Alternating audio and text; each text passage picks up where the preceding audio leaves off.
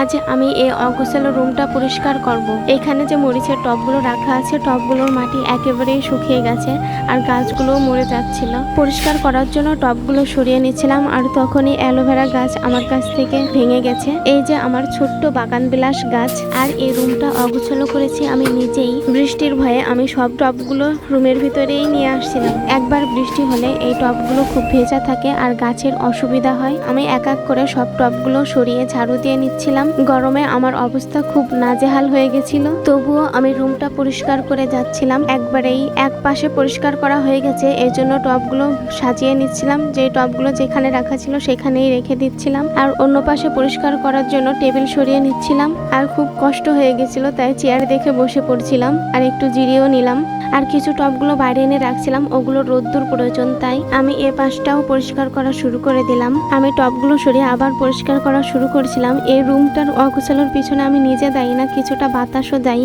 বাতাসের কারণে এই রুমটায় অনেক ময়লা এসে জমেছে। 2-3 দিন পর এই রুমটা পরিষ্কার করছি। এবার আমার তো ভীষণ কষ্ট হয়ে যাচ্ছে গরমে। দুঃখের বিষয় উপরে ফ্যান ছিল, ফ্যানটা আমি চালাতে পারছিলাম না, তাহলে ময়লাগুলো আবার উড়াউড়ি শুরু করে দেবে, আবার রুমটা অগোছালো হয়ে যাবে। রুমটা পরিষ্কার করার পর দেখতে খুবই ভালো লাগে। আর এপাশে আমি অ্যালোভেরার পাতা ছিঁড়ে নিচ্ছিলাম। আমি আমার গাছ থেকে 2টো অ্যালোভেরা পাতা ছিঁড়েছি। এই পাতা থেকে এবার জেল বের করে নেব। আমি চামচের সাহায্যে পাতা থেকে জেল বের করে নিচ্ছিলাম। 2টো পাতা থেকেই জেল বের করে নিয়েছি। 2টো পাতা থেকে কতটা জেল হয়েছে। এবার আমি এই জেলটা মুখে নেব, এতে মুখটা মসৃণ ও মোলায়েম থাকে। আর দুপুর সময় আমার ঝাল ঝাল করে আম মাখা খেতে মন চাচ্ছিল, আর তাই তো আমি পাকা আম নিয়ে বসে পড়লাম কাটতে। আর আম কেটে নিয়ে আমি মরিচ দিয়ে খুব ভালোভাবে আম মেখে নিচ্ছিলাম। আর আমটা দেখেই মনে হচ্ছিল যে পরিমাণের থেকে বেশি ঝাল হয়ে যাবে। আর যখন আমি আম খাচ্ছিলাম তখন তো ঝালের জন্য আমার অবস্থা খুবই খারাপ হয়ে যাচ্ছিল, তারপরেও মজা করেই আমি আম খাচ্ছিলাম। আর এখানে গাছে পানি দেওয়ার পরে গাছগুলো আবার সতেজ হয়ে গেছে, মনে হচ্ছে যে তারা এবার প্রাণ ফিরে পেয়েছে। এখানে আমি এই শাকগুলোর বীজ রেখে দিব।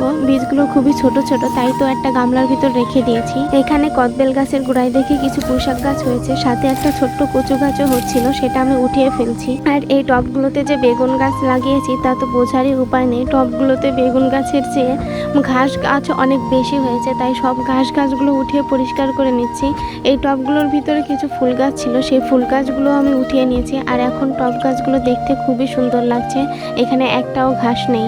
ভালো ফলনের আশায় উস্তে গাছের আমি হাত পরাগায়ন করে দিলাম। তোমাদের একটা ম্যাজিক দেখাবো। এখানে আমি 2 চামচ চিয়া সিড ভিজিয়েছিলাম, আর 30 মিনিট পরে দেখো কত হয়েছে। বাসায় এই ওয়েফারটা ছিল, আমি এখানে টুকটুক করে এই ওয়েফারটা খাচ্ছিলাম আর খুবই ভালো লাগছিল। আমি পুরোটাই খেয়ে নিলাম। আর বিকালে বসে আমি হাঁসগুলো দেখছিলাম, আর তখনই দেখি আকাশ কালো মেঘে ঢেকে গেল। আকাশে কিভাবে কালো মেঘগুলো দৌড়াচ্ছে, আর বাইরে এত বেশি ঠান্ডা বাতাস বইছিল যে মনে হচ্ছিল এখনই বৃষ্টি শুরু হবে। আর দেখতে দেখতেও বৃষ্টি শুরু হয়ে গেল। আর জানালার পাশে বসে আমি বৃষ্টির শব্দ শুনছিলাম, খুবই ভালো লাগছিল। জানালার পাশে বসে বৃষ্টি উপভোগ করা খুবই একটা আনন্দের বিষয়।